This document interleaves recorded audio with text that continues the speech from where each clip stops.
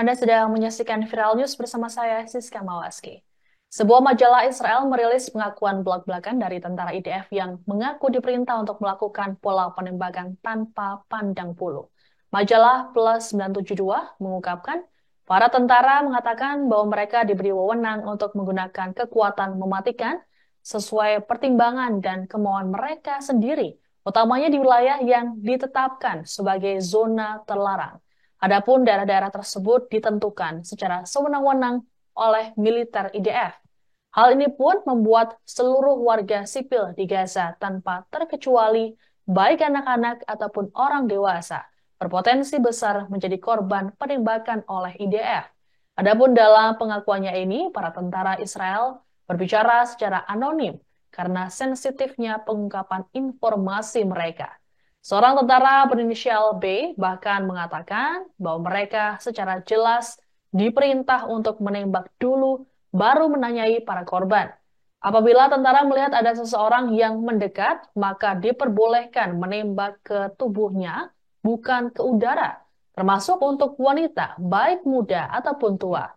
Muncul pula laporan bahwa penembakan oleh tentara Israel dilakukan ketika mereka bosan. Selain perintah tembak siapapun, terungkap pula pengakuan soal praktik pembakaran rumah warga Palestina. Hal tersebut dilakukan untuk mencegah kembali peralatan atau pasokan militer digunakan oleh Hamas. Sebagaimana diketahui, penembakan terhadap warga sipil di Gaza kerap kali terjadi, termasuk dalam video yang kerap beredar di media sosial atau yang diterbitkan oleh media.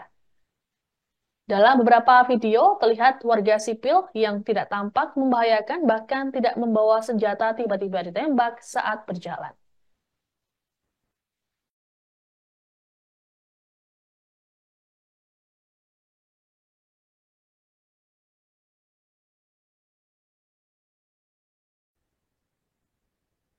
Penyiksaan keji Israel terhadap para tahanan Israel Palestina rupanya turut dialami oleh petinju bernama Muazzaz Khalil Abayat. Pria asal Bethlehem tepi barat itu tampak sangat kurus bahkan terlihat mengalami gangguan psikologis selesai dibebaskan oleh Israel pada Selasa 9 Juli. Kemunculan pria tersebut pun mengejutkan semua orang yang melihatnya. Selama 9 bulan ditahan di penjara Negev, Abayat mengalami penyiksaan psikologis dan fisik. Bahkan Abayat menyebut penjara tersebut layaknya penjara Guantanamo yang terkenal keji di Kuba. Abayat menceritakan semua hal buruk dapat terjadi pada seseorang yang ditahan di sana. Ia menyebut tidak ada rasa kemanusiaan di dalam penjara Negev. Para tahanan tak diberi makanan yang memadai hingga mengidap penyakit kronis. Pusat Studi Tahanan Palestina mengatakan pernyataan dari petinju tersebut menunjukkan sejauh mana kekerasan yang dilakukan oleh Israel kepada para tahanan. Lembaga tersebut berujar Israel memanfaatkan sikap diam internasional dan juga hak asasi manusia. Mereka menilai kesaksian para tahanan tersebut hanya sebagian kecil dari kejahatan pendudukan yang dilakukan oleh Israel. Adapun sebelumnya, tindak penyiksaan juga telah diungkap oleh Direktur Rumah Sakit Al-Shifa, Muhammad Abu Salmiya yang telah ditahan selama 7 bulan. Selesai bebas pada Senin 1 Juli lalu, Salmiya mengungkapkan bahwa para tahanan Palestina mengalami penghinaan fisik dan psikologis setiap hari selama di penjara. Ia menceritakan para tahanan disiksa tiap hari dengan cara dipukuli oleh para tentara Israel.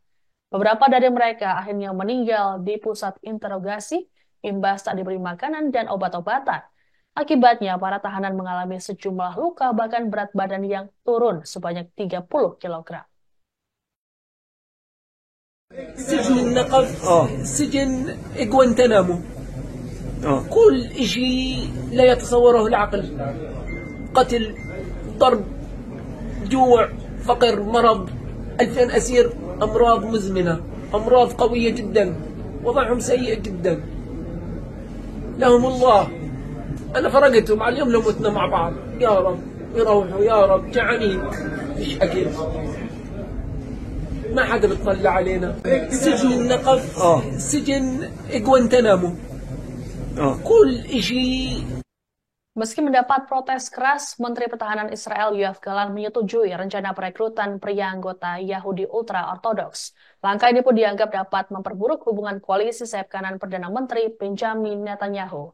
Sebagaimana diketahui selama ini pria Yahudi ultra-ortodoks dikecualikan dari perintah wajib militer dengan alasan keagamaan.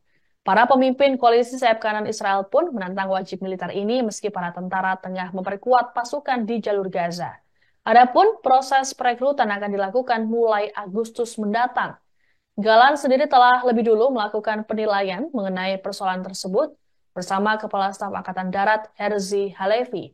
Ia mengatakan perekrutan warga ortodoks ini merupakan kebutuhan operasional dan masalah sosial yang kompleks, sehingga mengharuskan mereka untuk mempertahankan cara hidup mereka.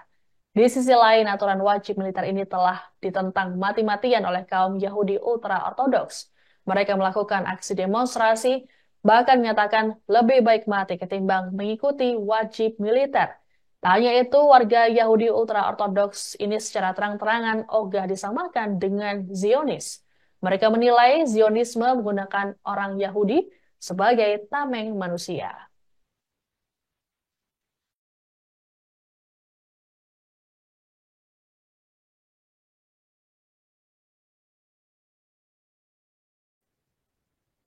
Demikian informasi dalam Viral News kali ini. Saya Siska Mawaski, sampai jumpa. Download Tribun X sekarang, menghadirkan lokal menjadi Indonesia.